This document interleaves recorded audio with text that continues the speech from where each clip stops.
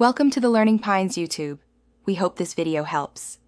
You begin by diagnosing the existing flow, count possessions, note who holds the ball, and mark tendencies.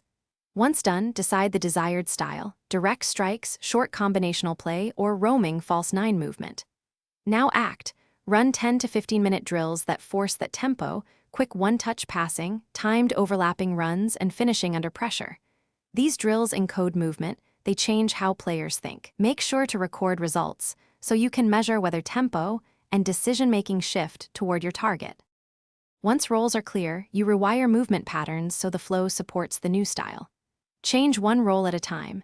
Make a striker the primary finisher, a midfielder the decoy runner, and a wing the outlet. Then install 3 go-to patterns. Break the press with a vertical pass, create diagonal overloads, and use quick layoff sequences to open space. Practice these in small-sided 4v4 plus goalkeeper games. They force repeated decisions and spacing adjustments, so players internalize the style under realistic. You finish by integrating the style into full team play and testing it under match-like constraints.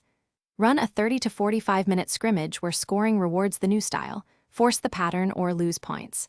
Afterward, get quick feedback on timing, spacing, and discomfort. If the flow collapses, troubleshoot. Isolate the weak link, 1v1 failures, slow layoffs, or poor runs, and use targeted reps to fix it. Make sure to repeat the cycle. Integrate, measure, adjust, and reinforce until the new flow feels automatic. Thanks for watching.